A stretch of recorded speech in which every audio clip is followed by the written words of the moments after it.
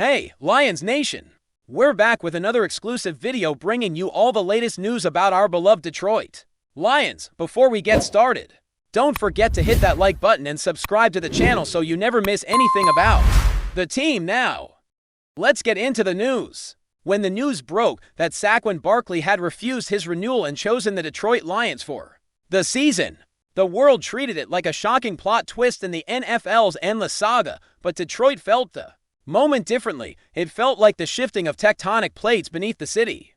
Like the groaning of old metal deep beneath Ford Field. Like something enormous turning over in its sleep, Barkley wasn't just a free agent. He was an omen, a storm front. A force that made analysts scramble for explanations, while fans sensed something far more ancient. Beneath the headlines, they spoke about contract disputes, franchise tags, negotiation failures.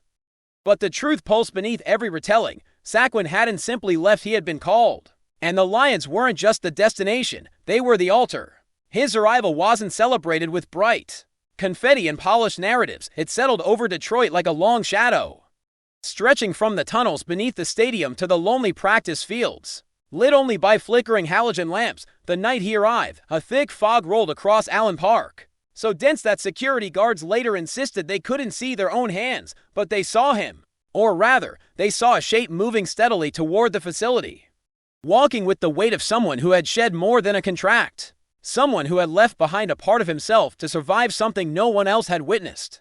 Coaches whispered that Barkley carried himself differently, like a man who had looked fate in the eye and negotiated with it. His steps were deliberate, to sure. When he first entered the locker room, the fluorescent lights above him flickered in a slow, almost reverent pattern, and for a moment, the room fell silent, as if holding its breath. Even the players, who had grown accustomed to Derrick Henry's overshadowing presence, felt an unfamiliar tension multiplying in the space. A ripple of energy that spread across the floor like a heartbeat. Film crews caught glimpses of Barkley's expression during his first press interaction, calm, collected, but behind his eyes, something restless, something half awake, something that made the footage seem colder the longer it was watched. Fans replaying the interview at 3 a.m. claimed they saw reflections move differently in the windows behind him, shapes leaning forward as if listening to every word. Practice sessions were no safer from the creeping unease. Barkley moved with a grace that bordered on unnatural, slipping through defensive formations with ease that didn't align with the physics the coaches preached when running drills alone. He left not tracks in the turf but grooves, as if the ground resisted him before yielding under something heavier than muscle and momentum. Trainers reported strange readings on their performance monitors, heart rate spikes that didn't correspond to exertion, sudden drops in temperature, brief electromagnetic interference every time he cut sharply to the left, but no explanation satisfied the coaches, who stood silently as Barkley ran route after route with a precision that felt less like practice and more like prophecy. Jared Goff tried to hide his discomfort, but even he couldn't ignore the weight that settled over the field when Barkley lined up behind him. Goff had felt this before when Henry arrived, when the air bent around him like reality, making room for something not entirely human. But Barkley's presence felt different, older, not violent like thunder, but quiet like an approaching flood, an unstoppable tide. And when Henry and Barkley crossed paths for the first time, the facility fell into an unnatural stillness, as if the building itself were bracing. Henry stood rooted, a titan forged in motion, and Barkley approached with calm inevitability. For a second, just one, the lights overhead dimmed to black. In the darkness, someone swore they heard metal groan, like a massive door creaking open miles below the earth. When the lights returned, both men were simply staring at each other, unreadable, unblinking, framed in a silence that seemed to stretch too long. From that moment on, the Lions were no longer a team preparing for a season. They were a vessel carrying something vast and unnameable, something that had chosen Detroit as the birthplace of a new force rising in the shadows between yard lines and chalk dust. And though reporters tried to dress up Barkley's decision in talk of opportunity, fit, ambition, Detroit fans, those who had lived with the team's haunting history, felt the truth settle heavy in their bones. Saquon Barkley hadn't simply chosen the Lions, something had chosen him. Before we move on, take a second to drop a like and subscribe. That way, you'll stay up to date with every exclusive Lions update, and you'll even have a chance to win an official Detroit Lions jersey. Let's keep going. As the weeks rolled forward, Anticipation twisted with dread, weaving through Detroit like a chill that clung to every brick, every boarded window, every alley echoing with the distant hum of the stadium lights. Barkley's integration into the playbook should have been seamless, but nothing about his presence felt natural, not wrong, just other. Henry's runs thundered across the field, all brute inevitability and crushing force. But Barkley's movements were quieter, sharper, cutting through gaps like he could see something no one else could. Like he was following lines invisible to everyone but him. Defenders found themselves frozen for half seconds, caught in the pull of something heavy and unseen just before Barkley slipped past them. During scrimmages, linebackers complained of a strange pressure building around him. Not physical but psychological. A creeping sensation like standing in the path of a wave you cannot outrun.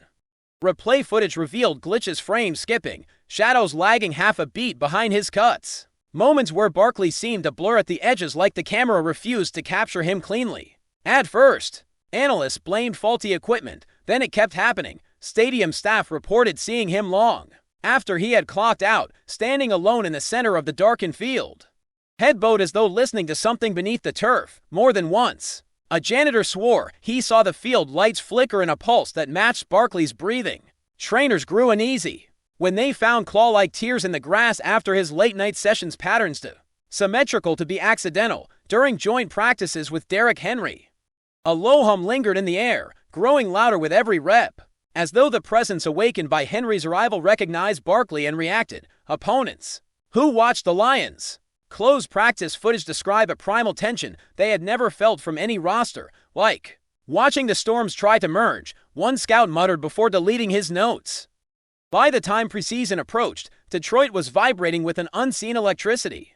Fans lining up outside open practice sessions spoke in hushed tones, sensing something colossal looming behind the franchise's sudden surge of talent. Children pointed at the practice field and asked why the shadows near Barkley moved differently. Adults pretended they didn't hear, and Jared Goff, poor obedient Goff, began speaking less, his eyes carrying the same haunted awareness of a man standing between two forces he could never hope to control. During interviews, his voice wavered when reporters mentioned the run-heavy strategy forming around Henry and Barkley. He insisted everything was fine, but his hands tightened around the podium until the wood creaked under his grip. No one wanted to admit what was happening, but everyone felt it. The Lions were becoming something dangerous, something inevitable, something shaped by hands no one could see.